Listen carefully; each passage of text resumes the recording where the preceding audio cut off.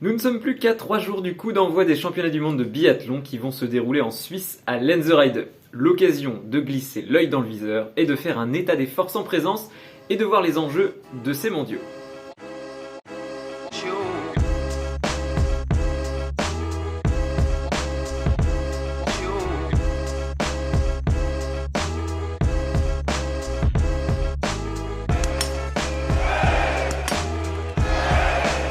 Elle est injouable. Il n'y a qu'elle pour faire ça. N'hésitez pas à donner plus de visibilité à la chaîne si vous en appréciez le contenu au travers d'un abonnement, d'un partage, d'un pouce bleu ou d'un commentaire. Nous entrons bien dans une parenthèse au sens propre, au cœur de la saison de la Coupe du Monde de biathlon, puisqu'ici on met en pause tous les résultats de la Coupe du Monde.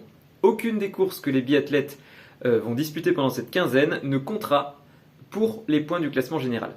Il n'y aura pas non plus de dossard distinctif, excite les dossards jaunes de leader du général, rouge de leader des spécialités ou encore bleu de meilleur jeune. Ici, le seul dossard un peu particulier qui sera visible sur les courses sera celui du ou de la tenante du titre de la saison dernière, le fameux dossard de Defending Champion. Il s'agit donc bien d'un événement à part, avec à la clé un titre de champion du monde sur chacune des épreuves qui se déroulera. Un enchaînement de courses d'un jour où tout le monde va vouloir performer. Une occasion pour les plus forts d'asseoir leur domination, un moyen de rebondir pour des biathlètes plus en retrait depuis le début de saison, ou revanchards, bref, du grand spectacle en perspective.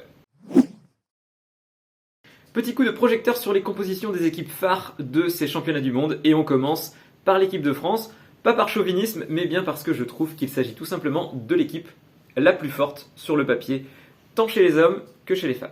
Côté féminin, nous avons cette densité incroyable cette saison, comme toujours, avec Lou Jean Monod 2e du général, Julia Simon 4e, Jeanne Richard 5e, Océane Michon 6e et Justine Brezas-Boucher 9e. Bon, c'est clairement tout simplement exceptionnel. C'est d'ailleurs pour ça qu'on se régale depuis le début de cette saison, sans grande surprise. Bon, en effet, le classement général ne compte pas, mais ça permet de constater que sur le papier, aucune nation ne peut se targuer d'avoir une telle armada. Il faut également ajouter Sophie Chauveau, qui sera réserviste, suite notamment à sa victoire sur la mass start des championnats d'Europe. Paula Bottet, quant à elle, ne fera pas partie de l'effectif.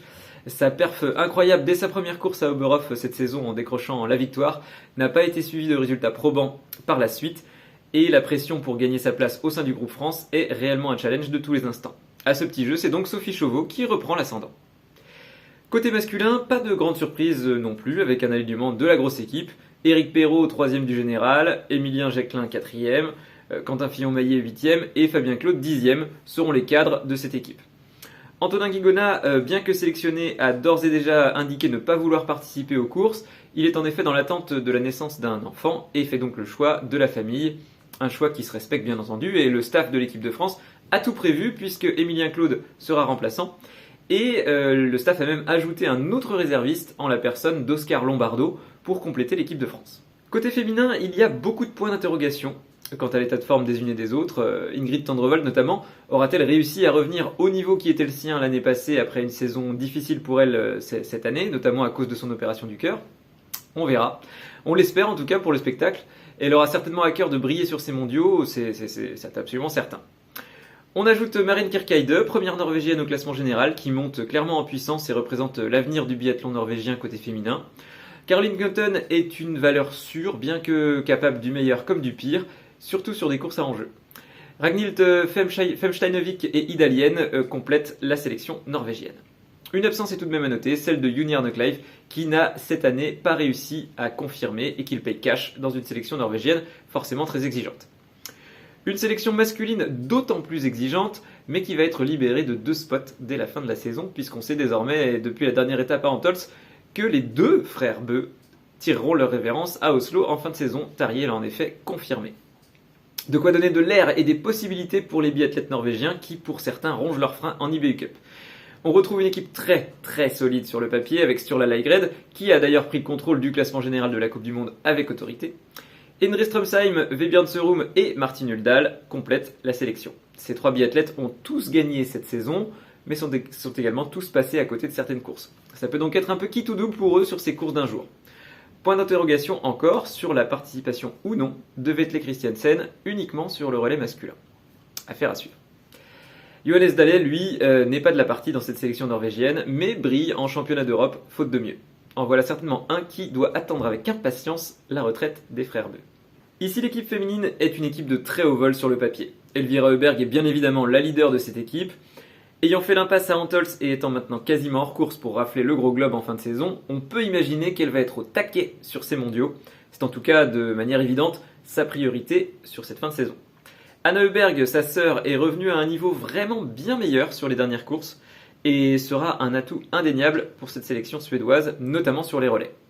Les expérimentés Anna Magnusson et Johanna Skottheim, la révélation Ella Alvarsson et Anna Karin Heidenberg viennent compléter cette sélection suédoise qui a fière allure.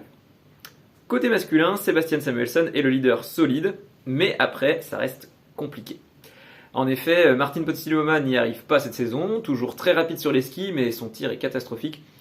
Mais sur une course d'un jour, s'il parvient à régler la mire, ça peut faire très très mal. On verra. Jesper Nelin, pourtant depuis longtemps sur le circuit, est un bon biathlète, mais il en manque souvent derrière la carabine malheureusement. Victor Brandt et Emil Nyqvist complètent une équipe masculine qui, si les planètes s'alignent, peut faire de belles choses. Une équipe féminine qui va pouvoir compter sur sa leader incontestée et incontestable depuis le début de saison, Franziska Preuss.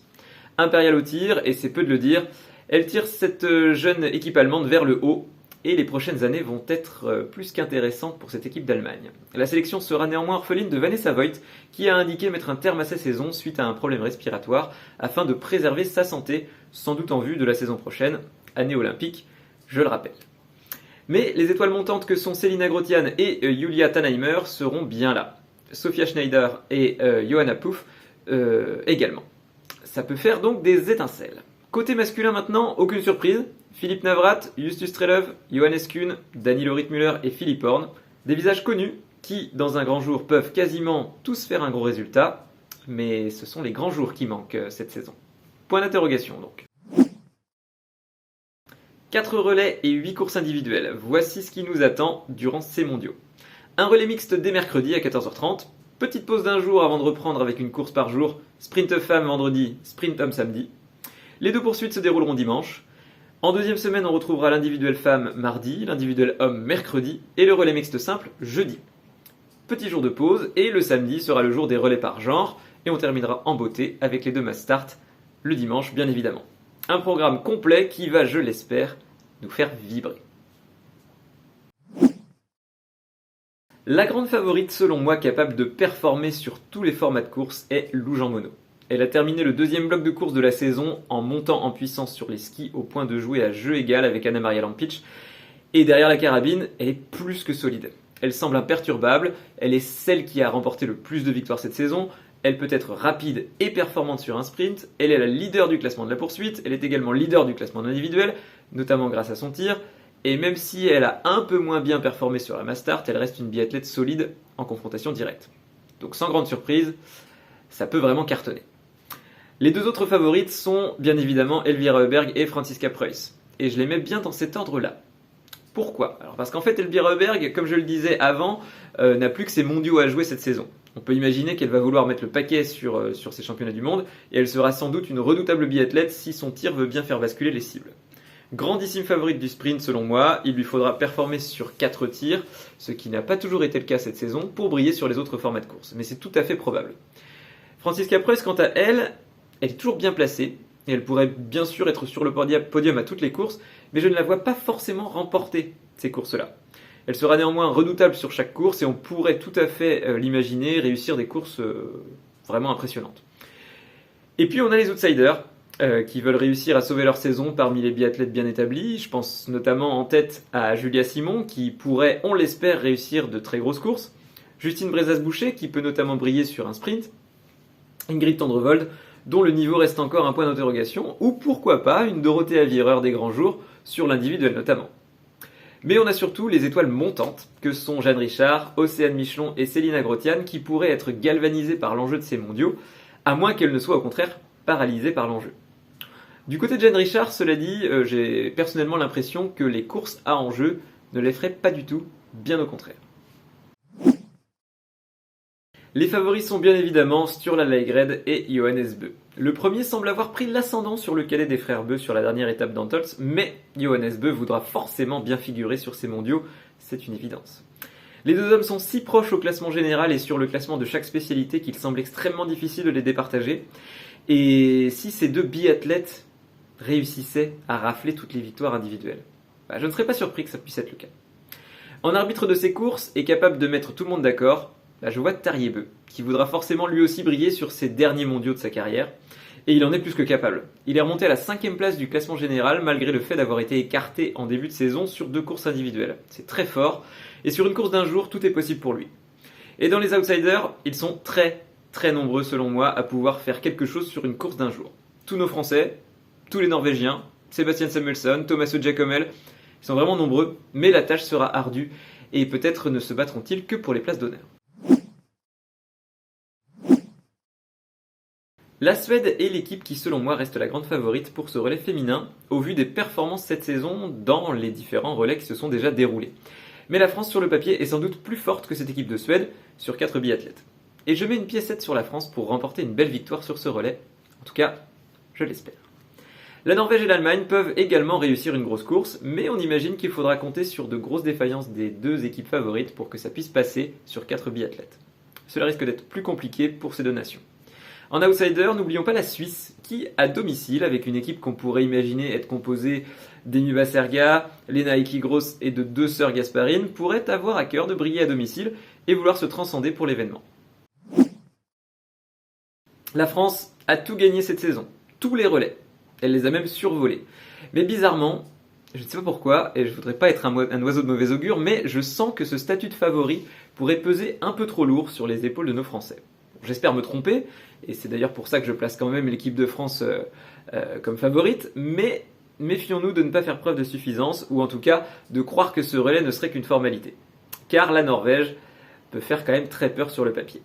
Mais ça va souvent sur la note pénalité depuis le début de la saison en relais du côté norvégien. C'est sans doute la raison pour laquelle ils n'ont encore remporté aucun relais cette saison. Mais la Norvège, lors des grands événements, est toujours là et pourrait bien remporter ce relais des championnats du monde.